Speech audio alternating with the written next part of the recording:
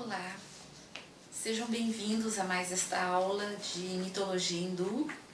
Vamos falar agora sobre Shiva. Os cultuadores de Shiva na Índia o consideram como o principal deus dentro da tríade. Inclusive há uma pequena lenda que fala sobre esse assunto. Conta essa lenda que um dia Brahma e Vishnu resolveram discutir para ver qual dos dois era o mais poderoso. De repente, no meio da discussão deles, começou a brotar uma coluna de luz. Eles ficaram intrigados porque não dava para ver o início nem o fim dessa coluna. Então, Brahma resolveu pesquisar. Ele se transformou no cisne Hamsa, né, que é o seu animal, e foi voando para cima ali em direção, né, ao final da coluna. Voou durante milênios e nada. Já cansado, um dia ele viu uma pétala de flor caindo. Indagou essa pétala de onde ela vinha. E ela falou que tinha caído da cabeça de Shiva havia milênios. Bom, então Brahma resolveu voltar e falou para Vishnu, né, o que tinha acontecido. E o Vishnu resolveu então se transformar num javali e começou a cavar e foi cavando sem parar, com a intenção de achar a base da coluna. Nada também. Então, uma figura se materializou ante os dois. Essa figura tinha 1000 braços e 1000 pernas. E na sua cabeça ele possuía um sol, uma lua e uma chama como olhos. E falou o seguinte para os dois: ó inconscientes, ambos nasceram de mim. Nós três somos um, embora apareçamos como Brahma, Vishnu e Shiva. Então, ao ouvir isso, eles entenderam que se tratava do Senhor Shiva e então se prostraram ante ele, reconhecendo sua grandeza. Bom, Shiva é um deus bastante cultuado na Índia. Ele é considerado como o criador do Tantra e o criador do Yoga. Há uma íntima relação entre Shiva e o fogo sagrado, Shiva e o verbo divino, Shiva e o movimento da criação. Shiva é considerado como aquela parte da tríade que transforma a criação, que renova a criação, que a destrói para que desse algo que foi destruído possa vir algo novo. Então, Shiva tem, no decorrer do tempo, algumas manifestações diferentes. A mais antiga delas é o chamado Pashupati, que é o senhor das feras ou senhor dos animais. Data, acredita-se que de uns 4000 anos antes de Cristo. Shiva também aparece como o senhor dos crematórios. Pode até causar algum susto devido à aparência que tem essa manifestação de Shiva, né? Ele aparece ornado com crânios, envolto em cinza de defuntos. Então pode assustar um pouco esse tipo de culto, né, a essa manifestação de Shiva. Mas normalmente ele aparece com imagens mais agradáveis, uma vez que ele está relacionado ao movimento da criação. Tanto é que a manifestação mais usual dele é como Shiva Nataraja, que é o Shiva dançante. Agora, ele também aparece como Shambhu, que é o senhor benevolente. Ele aparece como o deus asceta, né, como o chamado meditante. Ele também aparece como Shankara, ou melhor, Mahadeva, né? Shankara é o meditante, no caso que já citamos. O Mahadeva, né, que é o chamado Deus Supremo. Shiva é assim: vigor, virilidade, energia criadora, energia sexual, movimento, o tempo todo, ritmo, constância no ritmo, tempo cósmico, movimento. Essa é a palavra de Shiva. Há alguns símbolos bem interessantes que seria interessante abordarmos aqui, devido à frequência com que eles aparecem relacionados a Shiva. Então vamos lá. A serpente. A serpente, ela normalmente aparece envolta ou na cintura ou no pescoço de Shiva.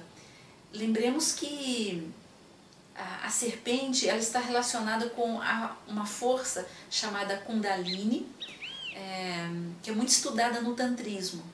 A Kundalini é uma serpente que está enrolada 3,5 vezes no chakra Muladhara, que é o chakra da base, e quando essa serpente é despertada, ela abre os chamados siddhis ou poderes. Ela dá para o ser humano uma condição de hiperconsciência.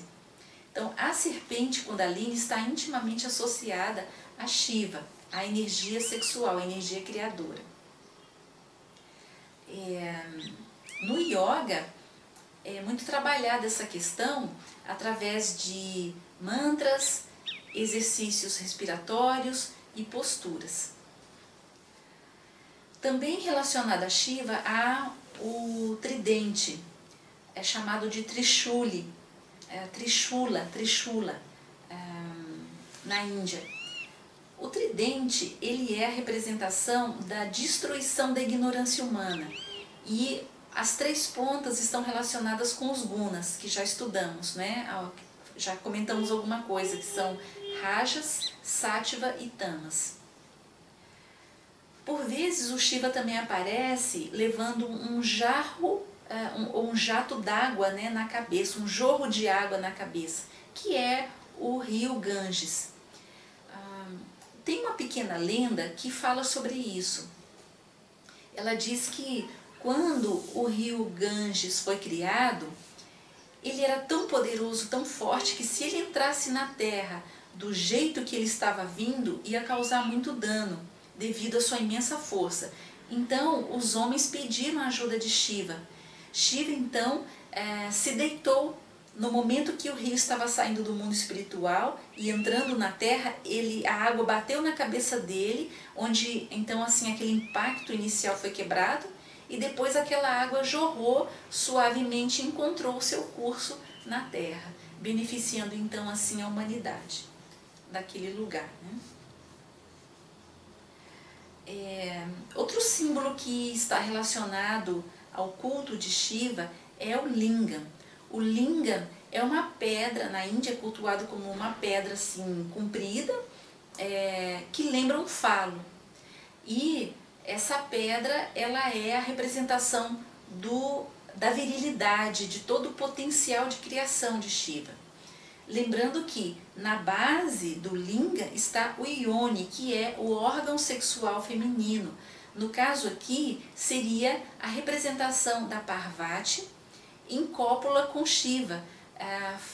E através dessa cópula sagrada, a criação então tem o seu ritmo e o seu movimento determinado.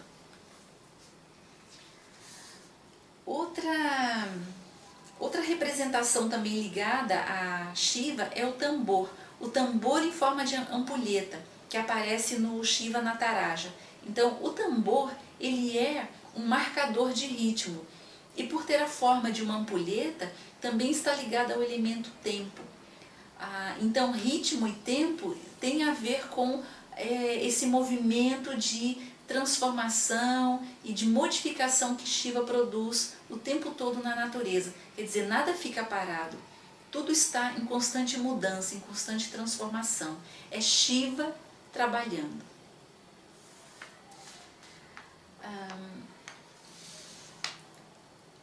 Em relação ao Shiva Nataraja, que que é o que mais aparece, né, dentro da cultura hindu, alguns elementos bem interessantes. Então, quando a gente olha o Shiva Nataraja, ele está dançando num círculo de fogo, né, que é um símbolo de renovação. Com essa dança, o Shiva, ele cria, ele conserva, ele transforma, ele produz movimento na criação. Nada fica do jeito que é sempre. Tudo que se cria se modifica no decorrer do tempo e se transforma para dar uma nova roupagem àquele mesmo elemento. Então há um movimento constante. Por isso, então, essa dança do Nataraja em torno de um círculo de fogo. O Nataraja, ele está numa posição de dança onde em cada mão ele segura um elemento e ele está pisando um demônio com um pé e o outro suspenso no ar. Uma posição bem típica, bastante cultuada e divulgada, né, dentro da mitologia hindu e extremamente simbólica.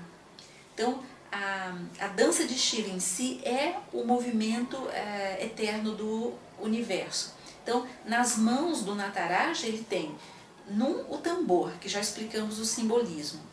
No outro, ele traz uma chama, que é um símbolo de transformação e destruição de tudo que é ilusório. As outras duas mãos, porque Shiva tem, no caso, 4 braços, né? Então, nas outras duas mãos, ele faz mudras ou gestos. Ele faz um gesto que é chamado de abhaya, que representa o destemor. É um símbolo de proteção e bênção. E na outra mão, ele faz um gesto que lembra uma tromba de elefante, que é um símbolo de remoção de obstáculos. Recordemos que um dos filhos de Shiva é Ganesha, que é o Deus que move ou remove obstáculos. Bom, de um modo geral, o que nós vemos em Shiva? Shiva é o aspecto dentro de nós que nos incita à transformação, à renovação, à mudança.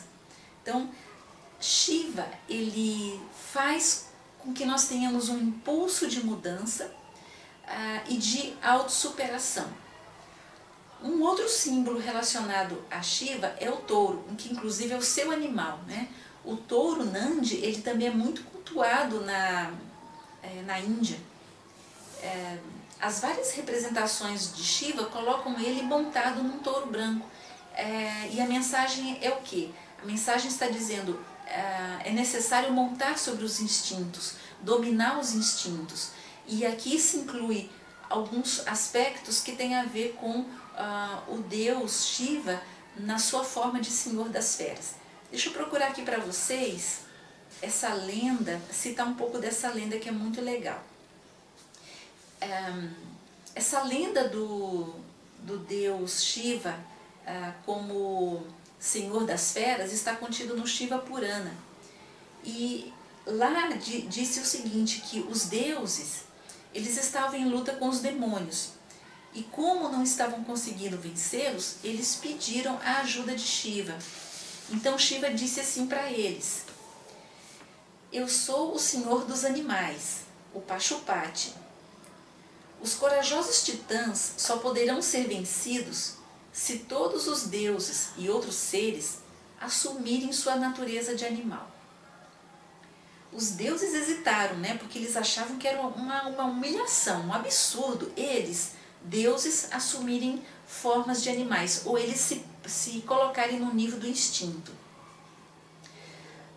E Shiva falou novamente para eles: não é uma perda reconhecer seu animal, ou seja, a espécie que corresponde no mundo animal ao princípio que cada deus encarna no plano universal. Tanto é que cada deus hindu tem o seu animal correspondente. E Shiva continuou falando: apenas aqueles que praticam os ritos dos irmãos dos animais, os Pashupatas, podem ultrapassar sua animalidade. Então, Assim, todos os deuses e titãs reconheceram que eram o rebanho do Senhor Shiva e que ele, então, foi chamado a partir daí de Pashupati, né? A partir dessa lenda. A função do Senhor Shiva dentro de nós, né, que seria o nosso Shiva interior, é fazer com que a gente renasça para um novo nível de consciência. Então, esse processo ele vai se dar como? A partir do momento que nós comecemos a ter domínio sobre a nossa energia criadora. Ter domínio sobre a energia criadora é ter o controle da energia, dos instintos, da energia sexual, dos nossos instintos básicos. O Senhor Pashupati, né, o Senhor Shiva como Pashupati, ele está sempre acompanhado de 4 animais, que são o tigre, o elefante, o rinoceronte e o búfalo.